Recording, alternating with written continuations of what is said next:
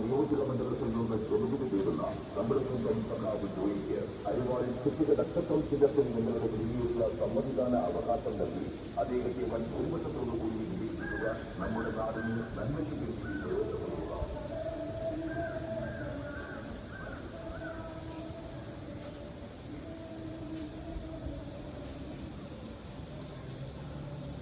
Alright, coming back to the center. Now from here, take both the hands forward, rotate your wrist.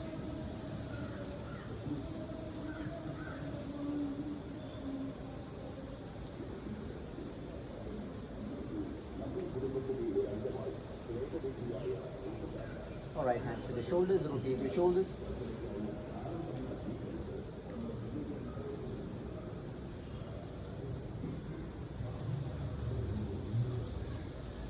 Alright, coming back to the center. Now from here, interlock both your palms facing forward. Round your back, bring your chin to the collarbone.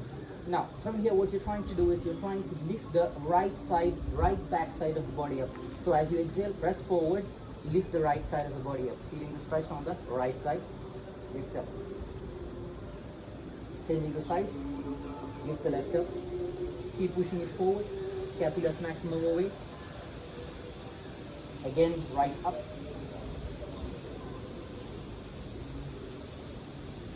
Left up, right up, left up. Coming back to the center, take both your hands to the sides, open the chest, look up, try to contract all of the back. Keep bringing your scapula together, pushing the chest forward. Once again, exhale, bringing your hands forward, interlocks, palms forward, lifting the right up, left up, right up, left up. Coming back to the center, open your chest, scapula together, lifting the chest up.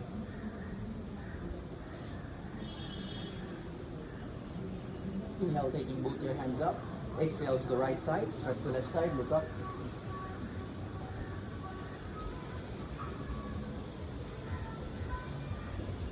Inhale, coming back to the center. Exhale to the left side.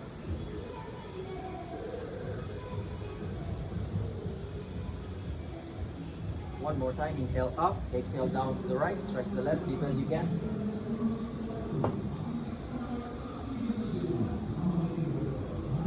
Inhale up, exhale to the left.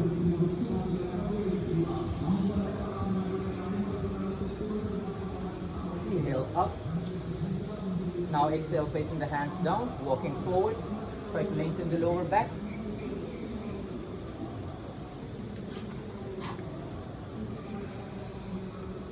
From here, inhale, exhale, walk your hands to the right side. Try to bring your chin to the right knee. Focus on lengthening the left hand more further.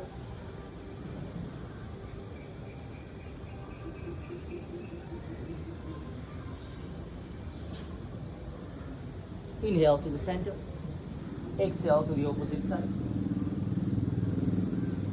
Focus on walking the right hand foot.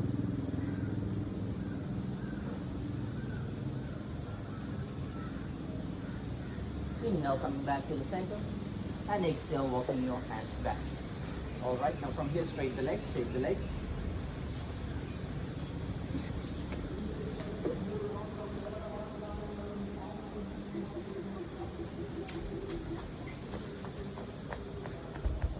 Alright, now rotating the ankle.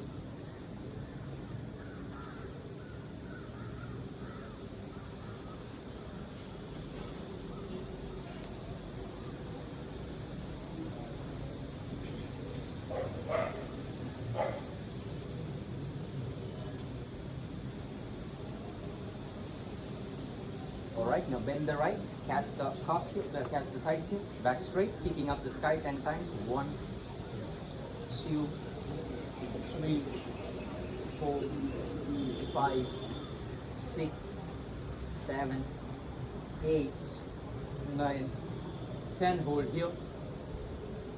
2, 3, 4, 5, 6, 7, 8, 9, and 10. Placing it down, left, catch the thigh, and pick up 1, 2, 3, 4, 5, 6, 7, 8, 9, 10. Hold here. 1, 2, 3, 4, 5, 6, 7, 8, 9, and 10. Slowly placing it down. Now from here, bend both the knees side to side, to the right, to the left.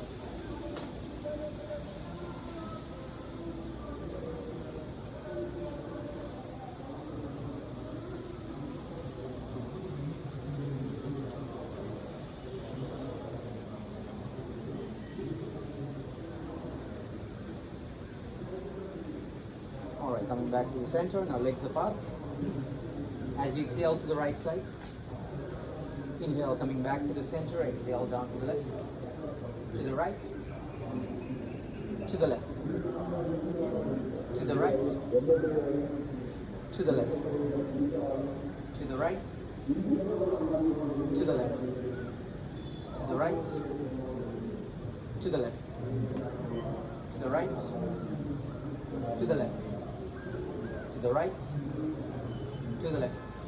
Coming back to the center. From here, take both your legs to butterfly here.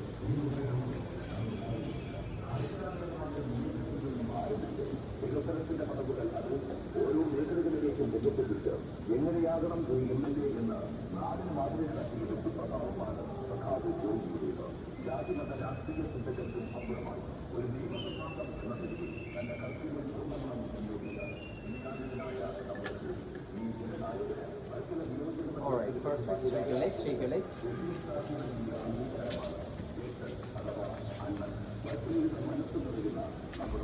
Alright, now from here, coming into your tabletop position. Doing a couple of cat cow here, but make sure you round the back really strong, pushing through, round the back into the collarbone.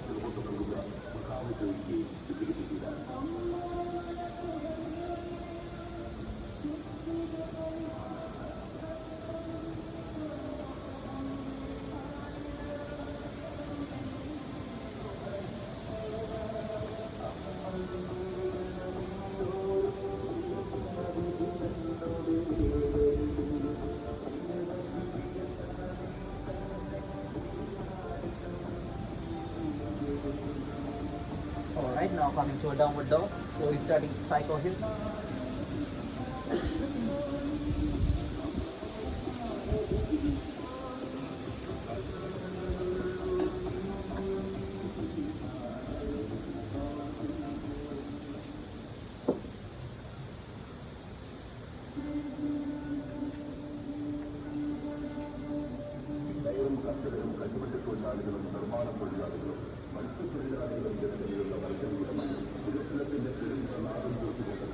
Okay, try to hold the downward dog for 10 seconds. Try to press the hamstring deeper and stay here.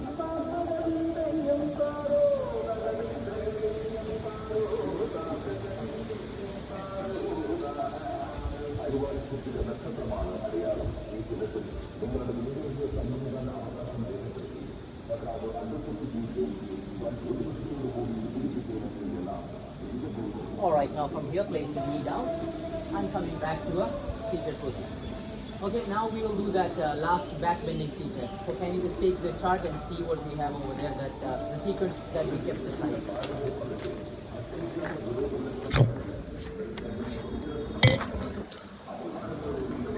Now you know this sequence, why, do you guys remember why we kept it aside? Why did we were saying we will do this sequence at the end for some reason? Do you remember what the reason was? Yes, what is that sequence? Like when you look at it, what is the impression that you get? What kind of plane or what kind of specific movement does that sequence work for? Yeah, what is it? Is it back bend, forward bend, twisting? Like what happens in that set of sequence? Yes. But what is the action that you're doing? What kind of stretch are you doing? No, is it a forward bend, back bend, twisting, or what is it? Which one? The top sequence? The shoulder stand one? I know the shoulder is like counter for back bend. Yes, but what is it? Is it forward bend or back bend? So one of the reason is, so this sequence you can use it in multiple ways, but if you go to Ashtanga, you will mostly see this sequence at the end. Because in the Ashtanga at the end is when you have quite some good deep back bends or something like that. When you're doing the primary series and all, at the starting phase you don't have back bending postures, you have a back bending vinyasa, which is always upward facing dog and all those. Other than that, you don't have a posture by itself. And later in Ashtanga, you will only come to deep back bends when you go into the later series, the advanced series or something like that. That is when the deep back bends are done. So this posture, so when you look at our chart, we have a dedicated line itself for back bend. So when you do that kind of back bend, you need to have an equally good counter pose. Just a forward bend doesn't work there. What do you do in a back bend? You're making the spine round or in a C kind of manner. You need something equally good to balance it out. That's when the postures like Halasana and all. Halasana is a deep forward bend.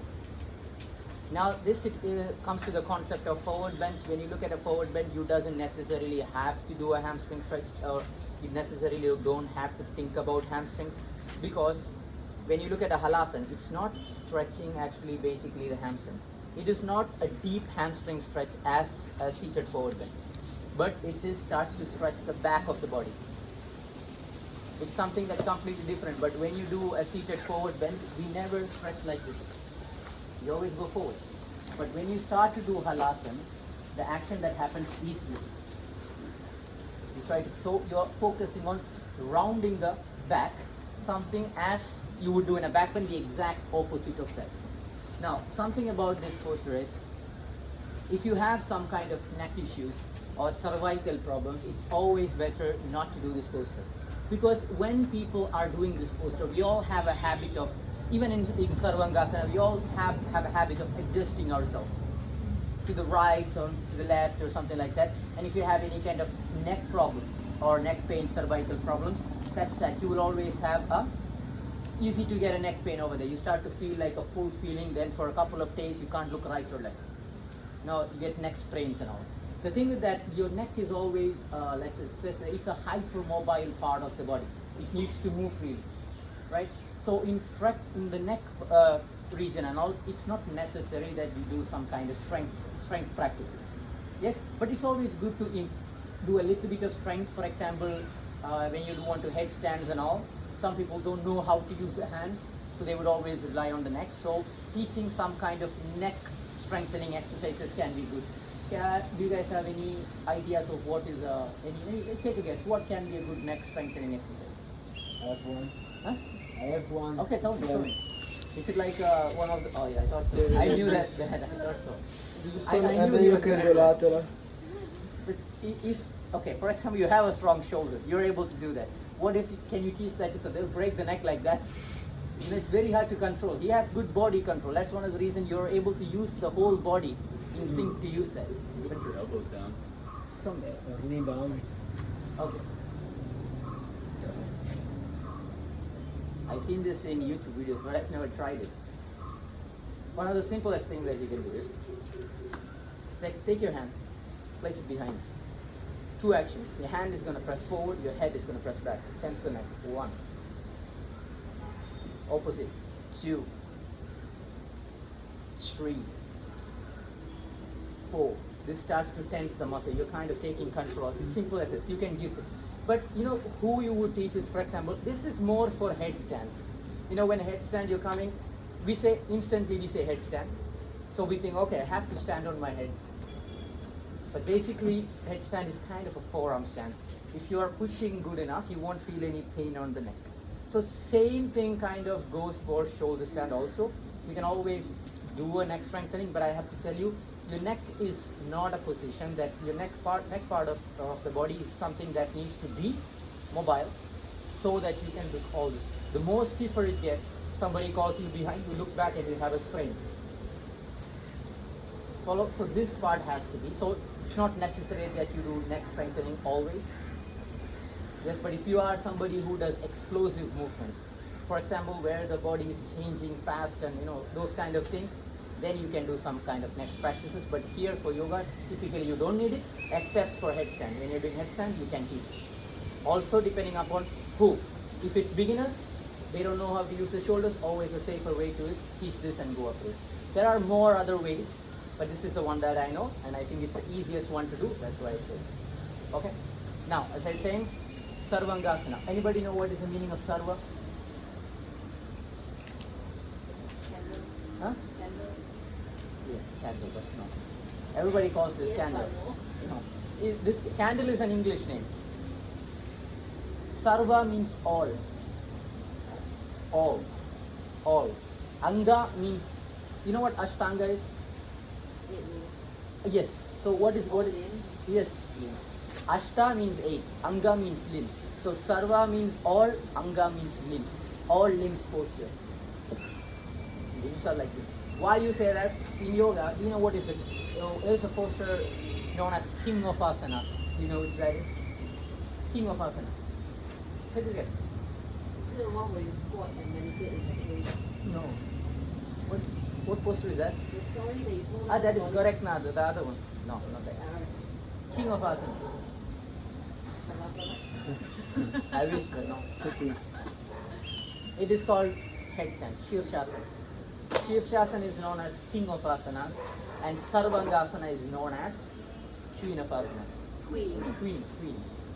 Because the idea is this, when you start to flip yourself upside down, it is said that there is a lot of nerves in your body which does not have blood flow. It's just there. So when you start to flip, which is one of the unnatural movements of the body, you start to promote more blood flow in these parts of the body which doesn't have necessary blood flow, minute nerves. So it's said that it activates that. That's it. And if you start to stay for a headstand for more than let's say headstand or even Sarvangasana, if you stay for more than 5 minutes, all of this part starts to get cold. Have you tried that? Like Good or bad? Good or bad? Well, it's good, but I don't know if just don't start like this, but everything goes super cool. But it's a question of if you're somebody who is not used to innovation, you get up in the morning and choose to do this, it's never gonna be good. Problem. And also when you do these kind of postures, it's also a good thing that you start to breathe properly. If you start to breathe hard, example, if you're doing these kind of postures in hard or hot climates, and when you start to strain in these things, you will see blood come out of your nose. Really? Blood flow is just, blood flow. So especially in hot climates, or if you start to stay more than, let's just say 5 minutes, it gets cold, and sometimes even blood. But it's not crazy, but just a little amount of blood you will see. If that happens to you, but don't freak out. So the head will also go. So here one of the things that you have to do is to have the regulated breath. So when you are doing headstand or Shirshasana, it's more efficient if you are able to focus on your breath and do Ujjayi breath here. Now in Hatha, in Ashtanga you use Ujjayi breath for everything. Here, when you are doing a posture which brings the chin and the clavicles close together, you can do Ujjayi breath, shoulder stand, Halasana. In these kind of postures, it's like a benda, which kind of Jalandhara benda is getting locked, so you can start to do Ujjayi breath. This is why in Hatha you don't talk about Ujjayi breath in any other ways. This is the only reason we talk about. But generally, it's good for you to do Ujjayi breath because you kind of focus on your breath. You are kind of putting that effort into breathing. So that is also a good thing. But in Hatha, typically it is done when this and this is happening. Okay. Now, can I have you here? She's always warmed up. Okay. Now look. You know, have you seen when sometimes can you just stand real quick?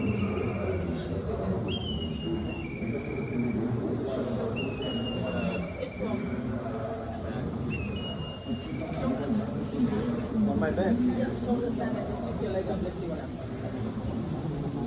Okay. In simple idea, our goal is, if you look at it, you will understand what the goal is. The idea is to bring 1, 2, all in one line. Yes, but as I'm saying, when you're somebody who's starting the process now, then you make an arm shoulder here like this, go down, take your hands more down. Yes, and try to swing the legs, keep the knees straight. Do you think this is right? No, it's wrong. You're not in the line. But when you, okay, come down. When you're doing shoulder stand, if you want a shoulder stand, it is wrong. Okay, but it becomes another posture You know, these songs, these are all movie songs. Really? Yeah, they remix it for Elections. yes. What they are saying is, what do you say about bad things about the other party? Slagging them off. Oh, Slant. it's brutal. You have to hear that. They're saying the worst thing possible.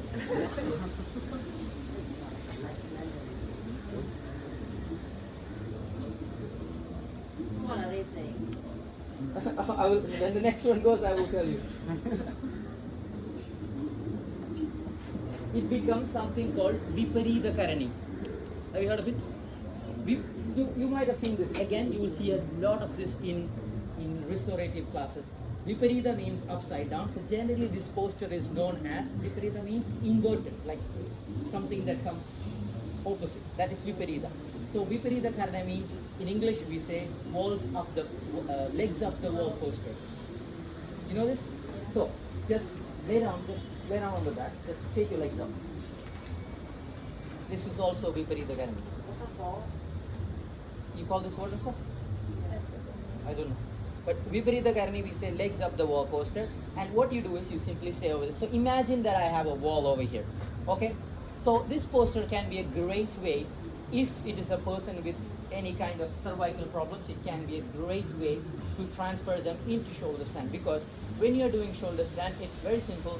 You're going to take the weight of the body on the neck part. Only here. You're basically standing from the top of the shoulder blades to the neck. So this much part is on the floor. So all of the body weight is going over there. For example, in Viparita Karani, now he's over here, he's taking most of the weight on the entire spine. What happens if I start to elevate his bum? For example, you will see the same bone. Can you lift your bum up? Right, I'm going to put this over here. Come. And lift your leg up. I'm the wall. Lift the leg up. Taking the hands to the side. Now what happens is the weight from the lower back starts to go a little bit more higher. So you are kind of preparing the person to move into a shoulder stand by shifting the weight slowly. Yes? Does this release the lower back as well, or no?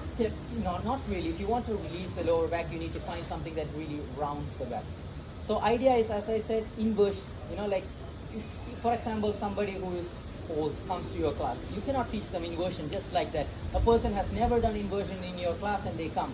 Again, for example, if we do headstand, since we practice also, our blood, eye starts to become red. We all have all these problems. Eyes becoming red, panting. So imagine somebody who has never done headstand or any kind of inversion. You come and put him in inversion, start to see a lot of blood in the eyes, start to see small black spots. All these things happen. So you cannot simply just give an inversion. So you try to build them into inversion. This is how. So most of the times this and this is parallel. My goal here is to elevate the height and slowly start to bring them into a shoulder stand or any kind of inversion manner. So this is a great way to introduce this to people. So this comes more into a therapeutic approach. Okay? In therapeutic yoga now, this is how you start to introduce the inversion. For example, I can give more height. Now let's just say he had a wall here. Now let me just become his wall. Bend it. Okay. Now can you kick into my hands? Press the hands down into the floor. Lift your hips high as you can. Follow. So I'm the wall. You see how he's coming into a shoulder stand? So what happens? Now slowly come down. So he is able to control the amount of weight that he is giving to the cervical region of the part. So you can always ask the person to go near the wall, put there, kick them into the wall. As he exhales, slowly start to press the hands into the floor and come up. This is shoulder stand. Then if you're comfortable, lift this leg up towards the sky, whichever you want. Keep pressing into the wall. I'm the wall. Kick into the wall. Yeah. Come down. The other one goes up. Come down. And slowly come back up. So a Viparita. So Viparita Karani can be a great way to introduce Sarvangasana. Okay. Now there is also another way. Now we said it with the wall. An idea is we can also do Viparita Karani. For example, sometimes when people have a lot of kyphosis or round back and all, it's always going to be very hard for them to align all of this. They cannot align the shoulders, hips and knees. They can't. It's going to be very hard. If you lack abdominal strength to control your inversion, can also be hard. So can you do once again Sarvangasana? Okay. Now, rather than asking them, anyway, this is straight because core control, able to control the body upside. If this is not possible, try to take your hands underneath the tailbone or closer to the tailbone. Okay? Take this hands a little bit more closer. Okay. Now, even if this arch is there, let it be there. Try to align the hips and the heels in one line, engaging the quad. The foot is flexed. In Sarvangasana, we always keep the foot flexed. So here, you don't need much core engagement. If you want to go completely straight, you need to start to engage the core to keep the body up. If it's somebody who cannot access the core, best reason is this. This is the same thing that you would do in a wall, but now you just moved away from the wall and you're coming to. You understand? He also has the tendency to look at me, changing the neck and all. This is why I said when sometimes in these kind of posters, it's better, especially if you lack some kind of shoulder strength and all, it's better that you keep the neck straight. Try not to move it. You're taking a lot of stress on the neck, so it's better you keep it straight. Okay? Now, come back down. There's also another technique even before you go into Sarvangasana. What you can do is you can start to elevate the shoulders. This is a technique that you see in Iyengar. You might have seen they place blankets underneath the shoulders. For example, when you're doing shoulder stand, it's simple. Whenever you're doing it, in shoulder stand, your neck is simply just going into this. Yes? So you start to stretch the back of the neck.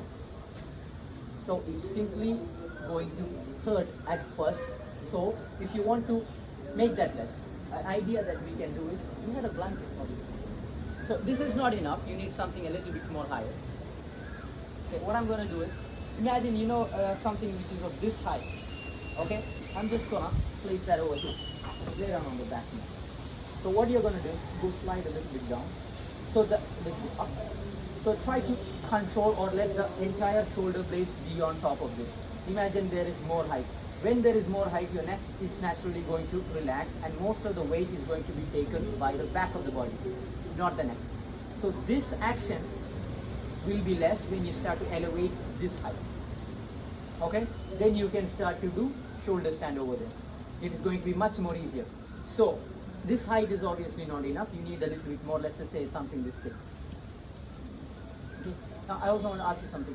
When you sleep, alright, you all use pillows? No pillows. Why? We were just talking about we all think the pillow spirit is too high. So we all Too high, okay, good. It's too high? So all of us we Okay. sleep. But you still use pillows? Generally, yes. Yes. Do you think is it good to sleep without pillows or with pillows? Why?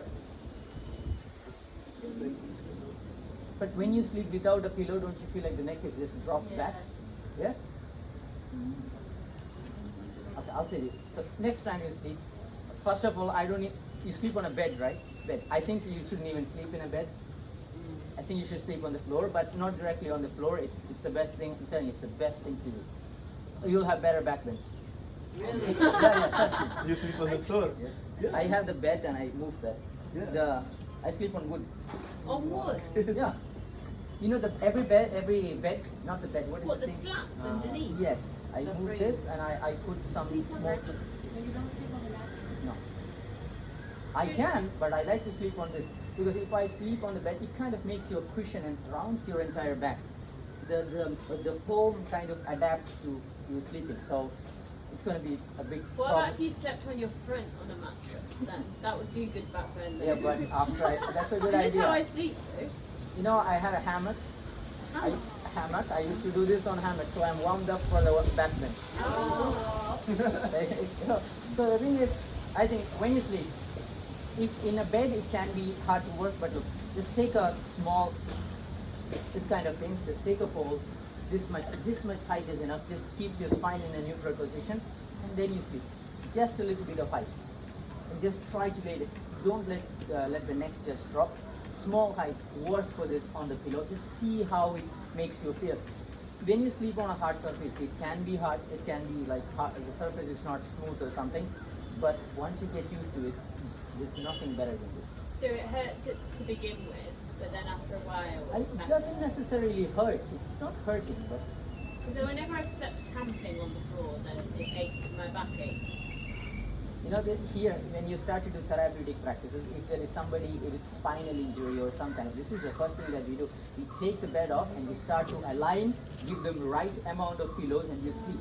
Because here, your body is starting to take a round position. That is not the natural state of the spine. You're kind of pushing that. So you try to bring the spine into neutral position, then you give the right height for them, you see all this, and then you give. This is how we start. What about side sleep? It's good sleep, but I don't know if it's good or sleep, but yeah. It's, on the floor it's impossible. No, it's possible. It's definitely possible. I think it's about getting used to it. I think You it's. sleep on the side also. I think they say. I don't know how I sleep, but I sometimes I change like this. Do Like, you look full through the gap? what here? No, I think it's a solid. You don't feel like a flat. I have a. It's solid wood Yes. then. Not like. No. I think Joseph sleeps on that. Yes, yes. He doesn't use that. I think for more than a lot of years, he doesn't like to sleep on bed. Only now he started to use it, because back in his home they never had beds. They always sleep on the floor with the small mattress. So he's also used to that. Yeah. Do you have a pillow? No, I don't sleep. Or like any like thing for your head? This I have. I have a blanket and this. I got used to it. But trust me, if you start to do this, it's gonna change a lot. Better back bends. I'm telling you, better back bends. Trust me. Okay, so this is a way. No, I'm not kidding. I'm really saying it for sure. So I'm saying is from here. Let's keep this back up. So as I'm saying, this much height is not enough, but from here, this will really free up the spine, and then you can start to come into a shoulder stand. Okay, now, another thing is the way that you enter into shoulder stand. You might have seen some people using a momentum here, but I'll just show you that. Momentum is like, I'll show you two ways. First way is you're just keeping here, hands pressed towards the floor, inhale, you select that. Exhale. On the next inhale and exhale, you press the hands into the floor, you bring the knee closer towards the floor. Inhale, exhale. Then you take the support. Then from the next inhale, this is how you go, right? So, but this part can be very hard for people. So how do you have you seen them? They do this. They're like one, and then they do this. Okay, then they take the support and then they go up. It's simple. If they need momentum to come up, they need momentum to come up. Because they lack the core strength, they can't come up. So if that's how they have to come up, that's how they have to come up. Yes, just because they can't come up in a structured way does not mean that you don't have to keep them shoulder stand. Some people only the coming up problem is hard, but they can hold a straight one. Yes, so even if they are coming in momentum or step by step, it is completely fine. Same way when you think about headstand. In Hatha, we always say you have to take the headstand step by step, which is bending one knee, closing towards the abdomen, then you open the knees towards the sky, then you keep the legs up straight. The step, you break the step. But even if you can hold a clean headstand, sometimes coming up like that can be very hard. But we still do headstand. The same way like that. Now, coming into keeping your hands beside your body, whichever you. Let's try the structure way from here. Inhale, both legs up. As you exhale, press on the next one, inhale, exhale. Now here, you keep, when the body weight is over there, it's not necessary that you touch here. The idea is that you are able to shift the weight completely to that side. Now, another thing, we want to try and bring the necklace, huh? Yes. We want to try and bring the scapulas together.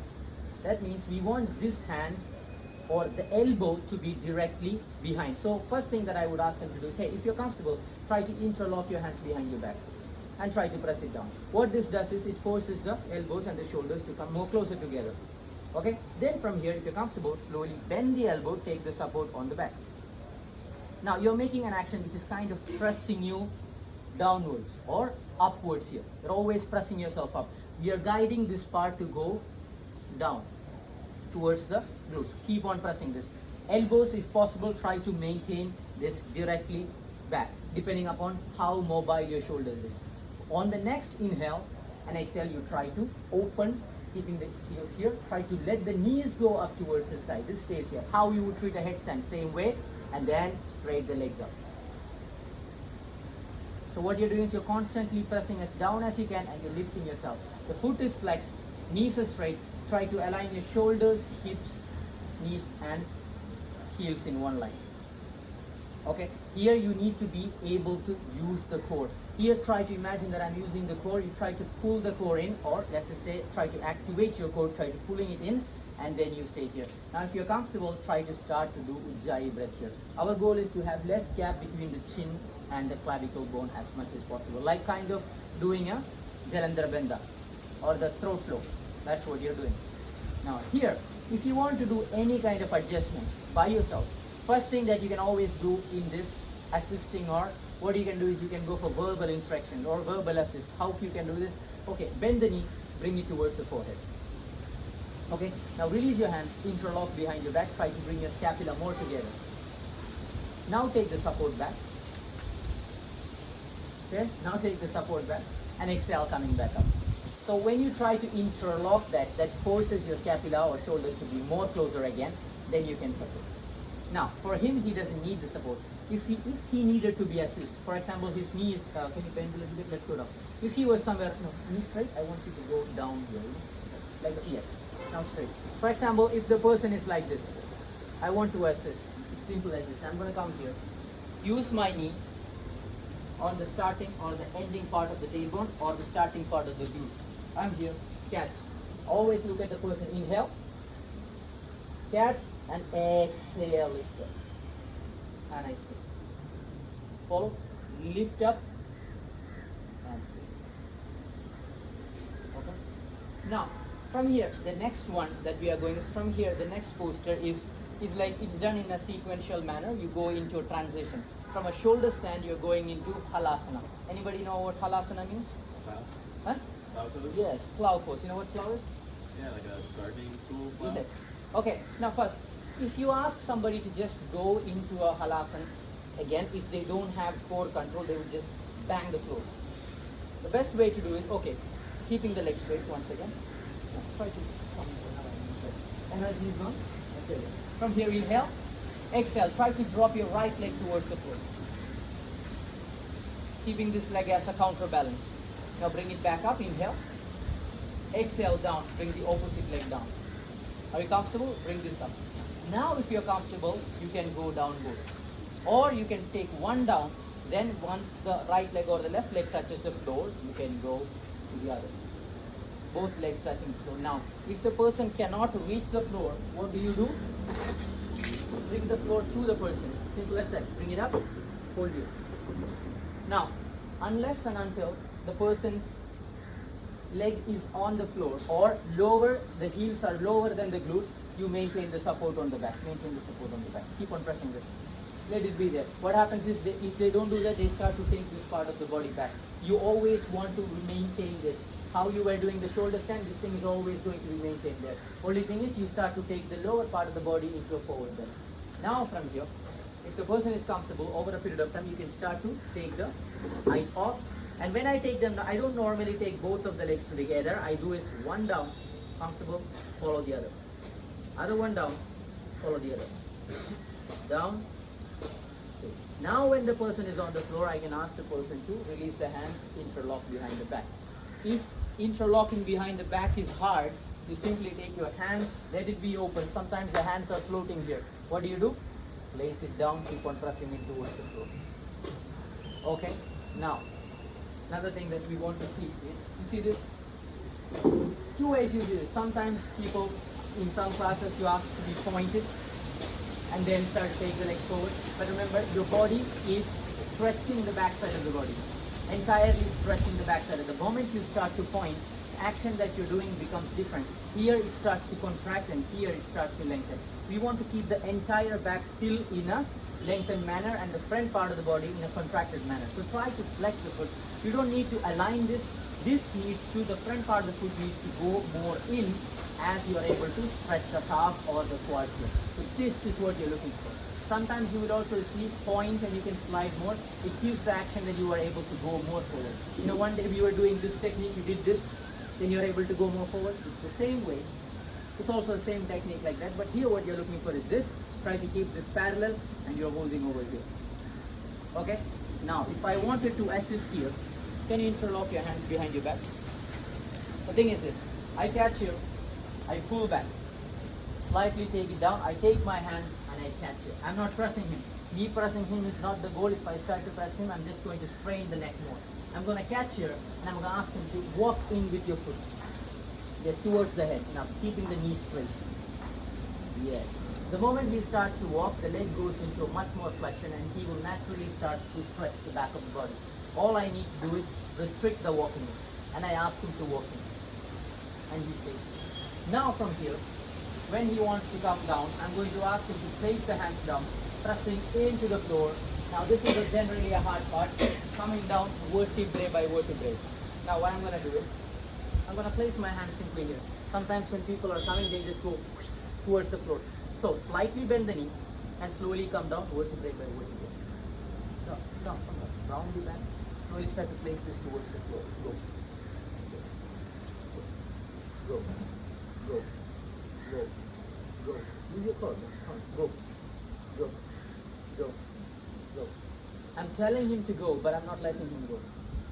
What this does is he has to fight for that action. He's using his core to come down. Then I slowly start to walk with him and take the legs down. Why that is, most of the times when people are coming, they just let go. They don't use the core. But if you say come down and hold on to the legs, you are forcing them to use the core.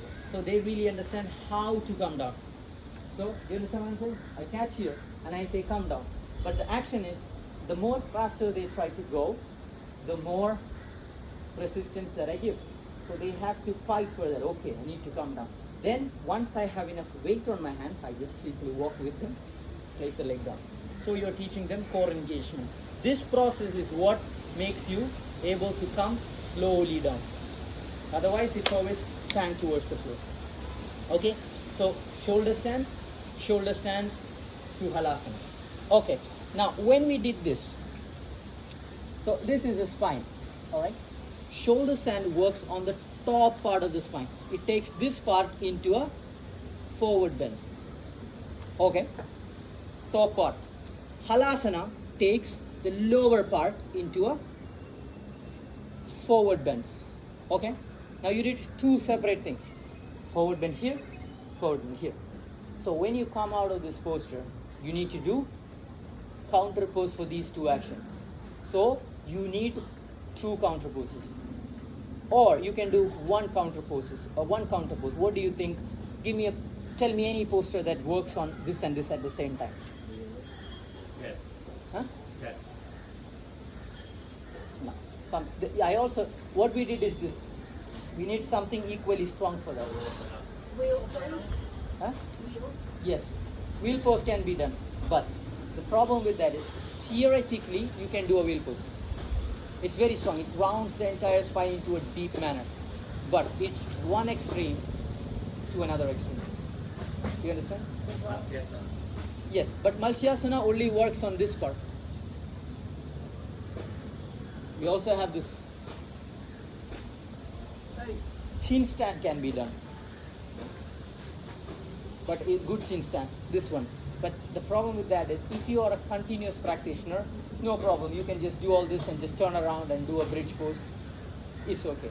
But the thing is, it's from one extreme to another extreme, right? You need to find something balanced in between. The balanced in between postures is what you see next one, which is fish pose and bridge pose. What is the name of the fish pose? Malsyasana. And the other one? Sedubenda. So the thing is, you have to counteract this part. So normally how you do this? One quick question actually on shoulder stand. On the shoulder, like we have this tendency of start opening. Right? Yes. What would you suggest for like to keep this stability? To keep the shoulder open? No, I would say keep, for example, we want this to be exactly back, right there. One way of people starting to open the shoulders, one way you do is you try to put the belt on the back of the shoulder. Like to keep it there. Yes, but I don't do that generally, because what if you want to come down? You want to come down flat. If you're using up a wall and everything, yes. But when the person is doing by themselves, you start to stay and you start to switch off, you just want to come down. This belt can be a nightmare. Your hands doesn't go. You're going to land on the hands. That is a problem. So here, if your hands are free, just fight that battle trying to keep it close. Maybe it's apart, it's okay, but over a period of time, you try to keep it close. But when you start to fall, this has to go away. That's when you start to land. If you restrict that hands from opening, it's always a restricted problem. This is why I said you can try to interlock the hands. This interlocking will bring the shoulders together.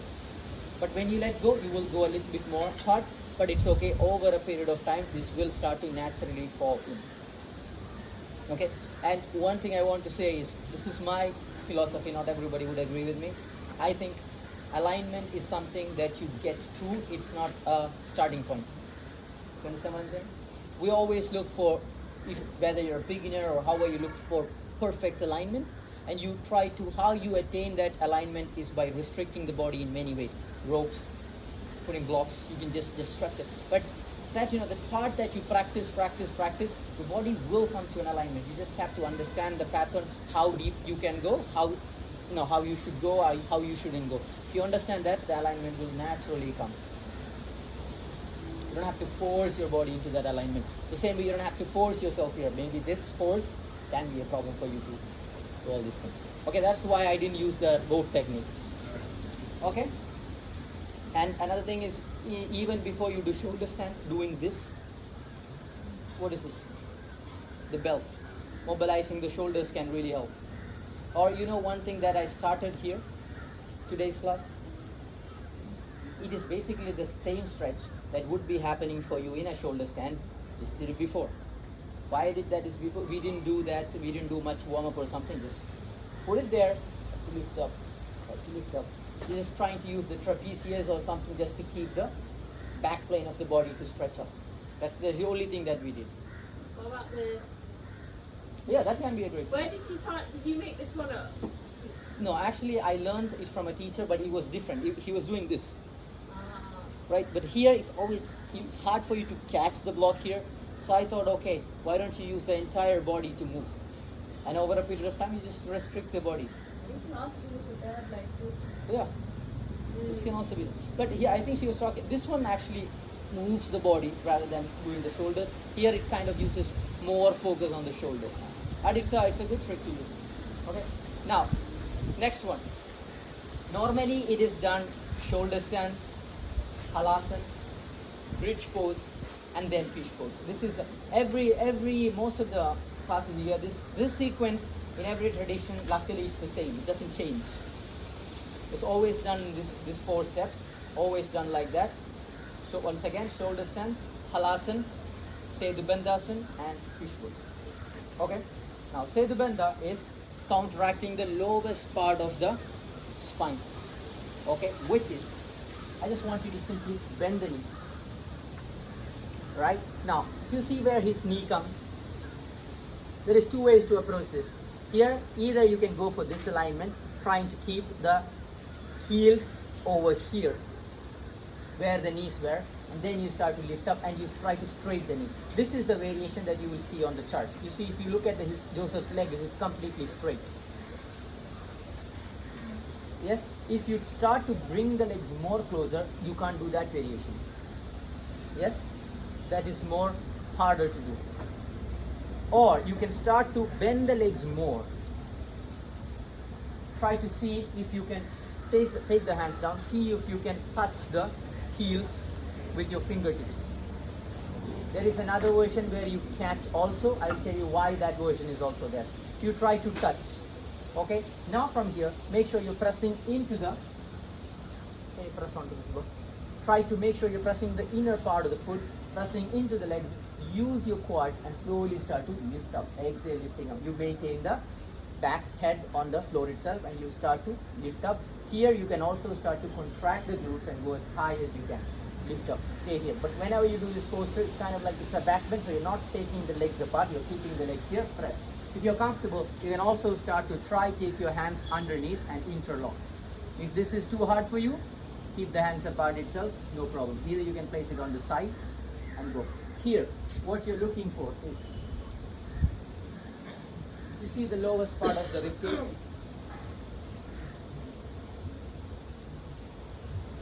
This is like this now. Slowly start to press the legs more. More. This, you try to bring it like this. You try to bring the clavicle part directly there. Not up, there. Why? This practice, this posture can later become wheel pose. Now we are using this posture as a counter pose. Yes, but you can also use this as an entry for, what is the name of that posture? Chakrasana. But in order for that to happen, you should make sure this happens first. When your chest is there, the chakrasana would always go back. You always push and you cannot straight your elbow. First criteria for a wheel pose, good wheel poses, put them in a bridge, see if the chest is over there. If I wanted to assist him two ways, just come here, come here, press the toes. I'm kind of grabbing the toes from the outside and pressing them out. Then I guide him to press the knees more forward. Now you say 1, 2, 3, 4, 5. So I'm forcing, not on the knees, I'm pressing him, go up. So this, what happens is, can you just open the legs a little bit? So, no, not like that, but, okay, stay there, relax. You see his knees to the sides? This part is up. I can actually control it by doing this. You understand? Put the legs up. When I come, of course I can do that, but this is way more cooler. You don't use your hands. So from here, look, inhale, and exhale now. That's it. Then I start to press more up. Why I gave the block is sometimes people start to open the legs up too much. That is why. Come down. That is why. Okay? Now there is also another version you see. You are catching the ankle. So there the intent becomes different. If you are teaching something with more catching the ankle and all, it's very beneficial if you want to teach chakrasana. More deeper back bend, more deeper lower back bend for chakrasana. If your goal is not using chakrasana, if you are using this for a counter pose, or if you're especially you did a back bend, then you're using the shoulder stand sequence and then you're using counter pose, there is no need for you to put them into deeper back bend again. So you don't need to go for too much back. Understand? So it depends how you're using it. If I were to use it for a wheel pose, I would ask them to come, hey, see if you can catch the ankle. Okay, is that good? Now go up. That's how I would use it. Okay? Now the one more poster that we have of this poster is Malsyasana, which is fish pose. Now after you do this, ask them to come back down again, keeping the legs straight. Now, simply take both your hands underneath the body. Lift the legs up underneath the body. Now here. Whenever he takes this, see, we don't necessarily, or we don't normally think about taking this inside. Okay? What did the halasana do? Or shoulder stand do? It made your scapulas go away from each other. Yes, because it's a forward bend. So it's going to be very hard for you to do scapula together. That is also one of the reasons when you do halasana and you try to interlock your hands behind your back, your body doesn't allow because your body is in a forward bend, which is this. And then you're doing two actions which is very different. Going like, for example, if you want to interlock the hands behind your back, you would open the chest. You would bring the scapula together, then you can catch. But if I were to keep my chest closed, then I try to catch. It's always going to be hard for me. But in halasana, that is what happens. Or in shoulder stand, that is what happens. You kind of collapse your chest because it's a forward bend, and then you're trying to catch. This is one of the reasons it makes it hard. So, there your scapula is away. So we need to do the equally strong way or strong counter action to bring the scapula together. So you need to be able to take the elbows more closer. And either you can place your hands like this by the sides, or you can take like this.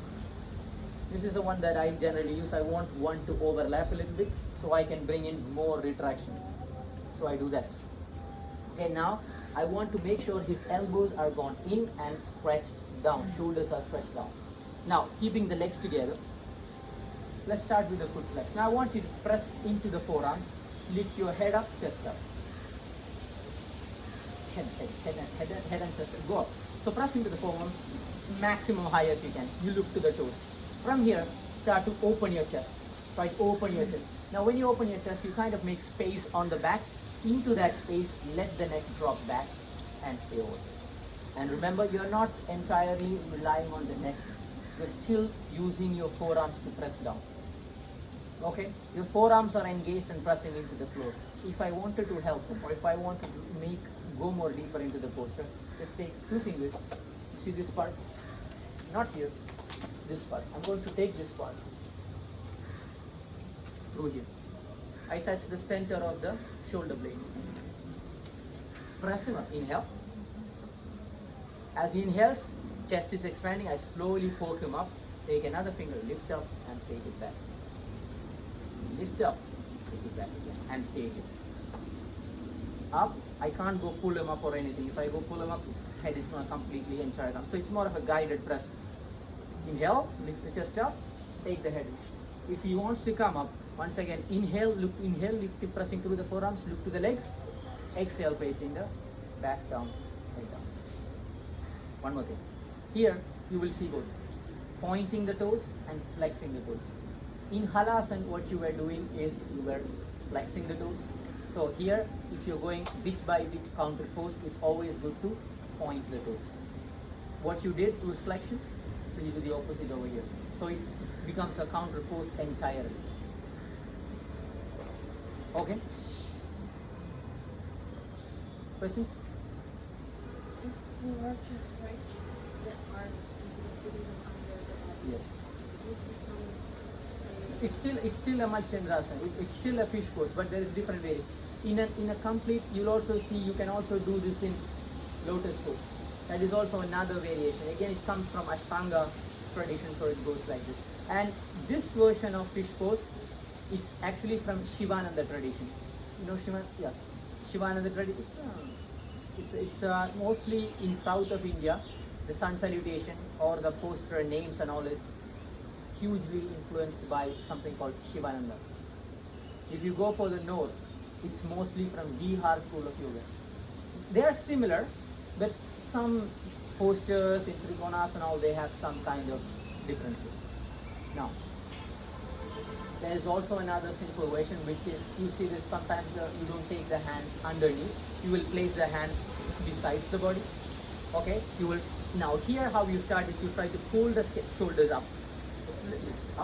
Now pressing into the forearms here, lift the head up, chest up, then you can also do the same thing. Same. Here it's simple, here it doesn't retract your scapula as much as taking your hands underneath. When you take it more underneath, it just gives you more retraction. But the idea stays the same, you're counteracting the cervical part of the legs. For some people they cannot, it's going to be very hard for them to take the hands underneath the body, or they'll start to complain, when I start to sit or place my my hands underneath the body, it starts to hurt, and all people would complain. For them, the best thing that you can teach is this one. Or, can you come up? Here, this is again a completely passive version. Lay down. Till here, you see this part, this is the part that normally works on or the part that takes a lot of pressure in shoulder stand. You can easily see that when you just simply bend forward, just take your hands.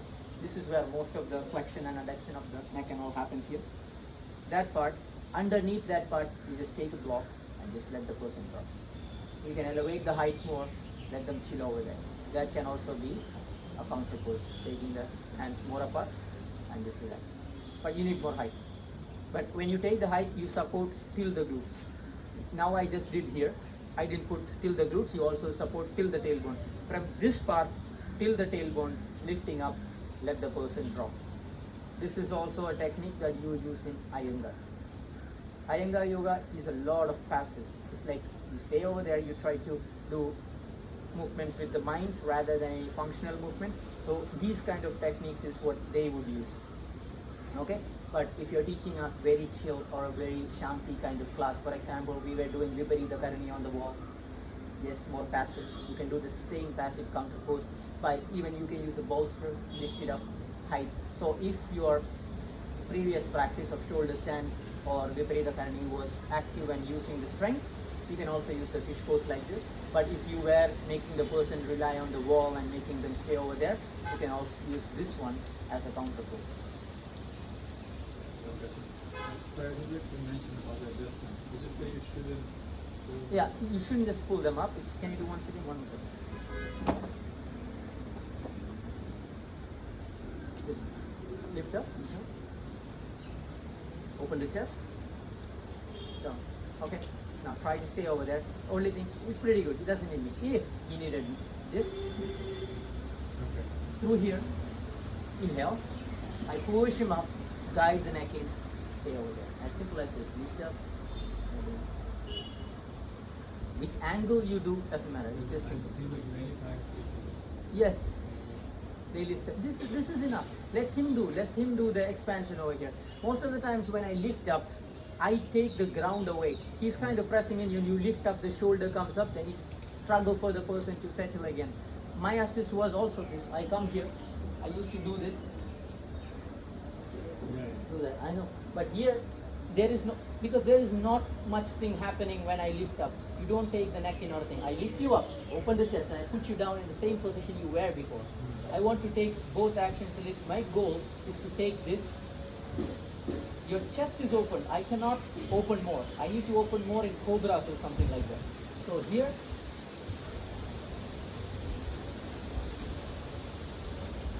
finding that. Most of the weight, you try to distribute your weight between the forearms and the neck.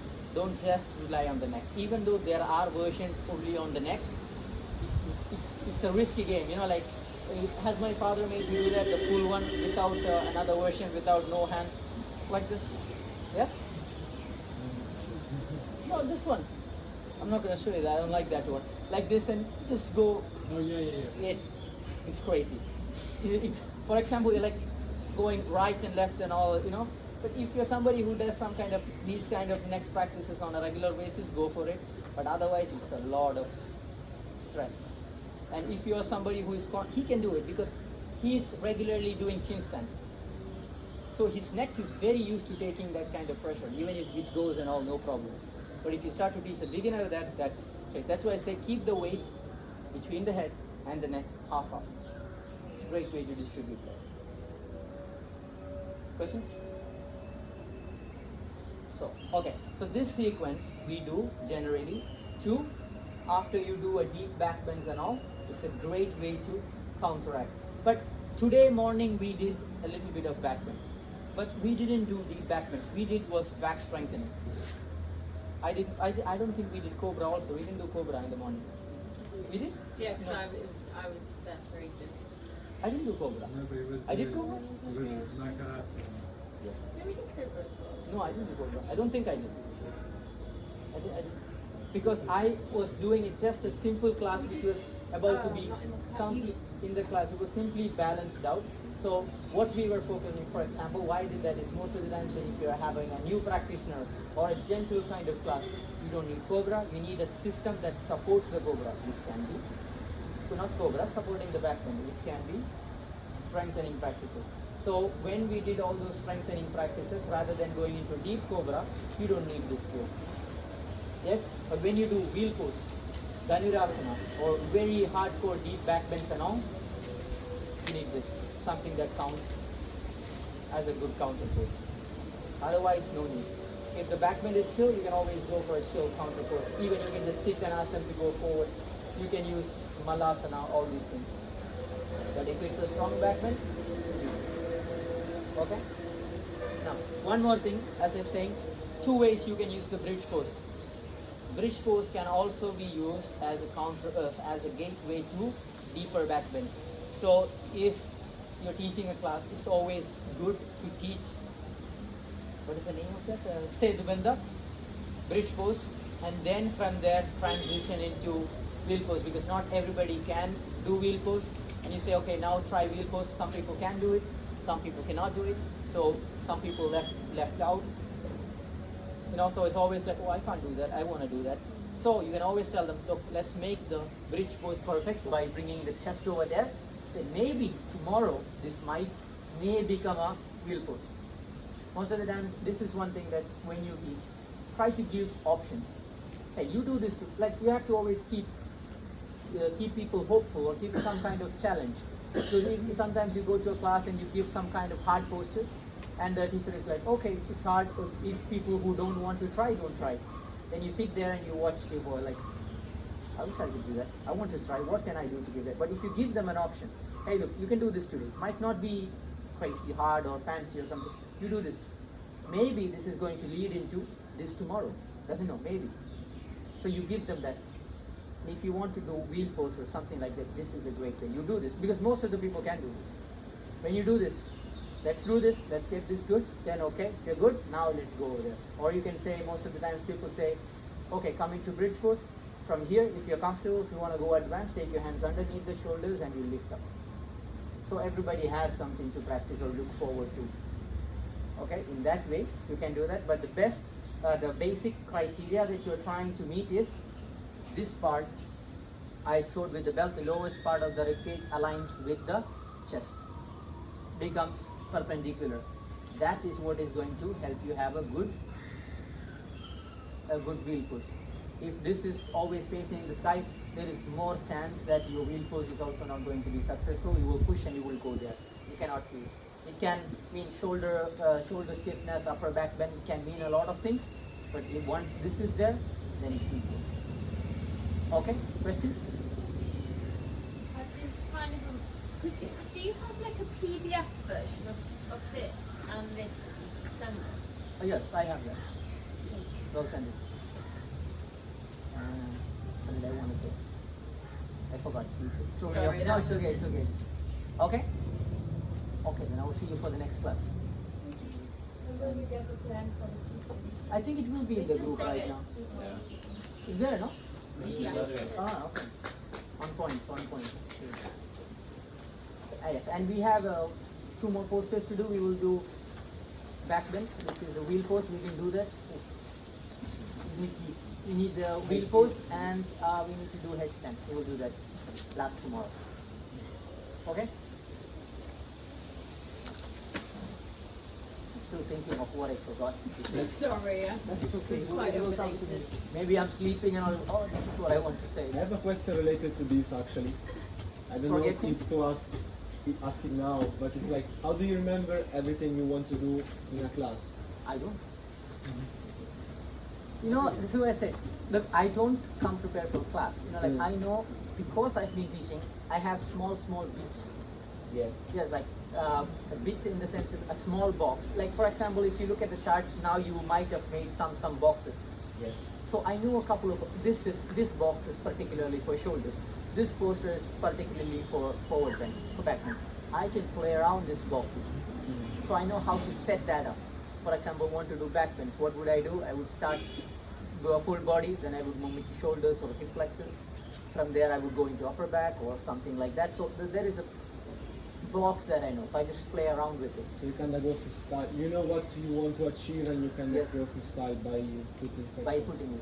But this is how when you start to sequence, don't look for the flow itself. You know, like if you want in vinyasa, there is something nowadays. What is it called? The creative flow. Creative flow. Something. It's very movement or very cool in nature because you try to connect one movement to another movement. So you're focused on the transition. But here, what I think is okay. I don't think in between what is the cool way to transfer. I think this movement is going to help, or this particular exercise is going to help that. So you try to build boxes like that. Like, how do you do for the time? Like how? Like a class needs to be maybe 1 hour and a half. If you go kind of freestyle, how do you do? I don't know. I think you have to do it now, because now even if I try to stop in 1.5 hours, it's 90 minutes class. It's never gonna happen. Yeah. I can never stop in 90 minutes because our classes here is 90 minutes. Like 1 hour of practice, half an hour of warm up, sun salutation, and breath. But because I start to teach and my classes became more, I can teach more than 2 hours. So if you come and tell me teach a 1 hour class, it's going to be very hard for me. Why? But for some people, teaching a 2 hour class is very hard because too much time, you don't know like how am I going to fill up that time, all these things. So depending upon what kind of structure you're teaching, you will just step up. You have to repeat. That's the thing. I know I can never teach outside, but 1 hour class, I mean, Is 2 hours your ideal? Would that be your ideal? 2 hours. Yeah, I'm sure. I feel more than 2, I think. Because it's funny, in England, like if it gets to like 2 hours or 2.5, then they would call it a workshop and charge Yeah. you like Yeah. triple. I have a question to Rebecca. Just send the schedule. Yeah. I mean 6:30. We have only actually 1.5 hour. Yes. And also it's 4 p.m. They have 2 hours. No. No. Actually, our class is 4 p.m. to 5:30. Okay. Yes. It's just that I teach too much. That's all. The class is not 2 hours. That's what I said. The class is 90 minutes. It's just that I can't stop in 90 minutes. That's the We only start problem. at 6:30 and finish at 8. That's Yes. normal. Yes. And everyone has one class. Depending upon who your partner is, you can work it out. Either you can go sequence wise, or you can go half class. Somebody starts the class till half, then the other one picks it up and ends the class. How? But don't change constantly. One person, one poster. It's always hard for the person to find. So do you think either in half or in quarters maybe would be like, I think it's really nice in quarters because I think I've seen people do that and that works better. Yeah. Because one person do one kind of sequence, then it hands it over to the other, so other person does the other. So the class goes into a really good energy. That's it. And when one person is assisting, the other person is teaching, then they change. That's how you go. So the other person can assist, or so the sync really falls into place. I suppose that would maybe help you stay connected together as well, Yeah. rather than just doing like Yeah. you do. It's always good to have somebody assist you. It's Yeah. really nice.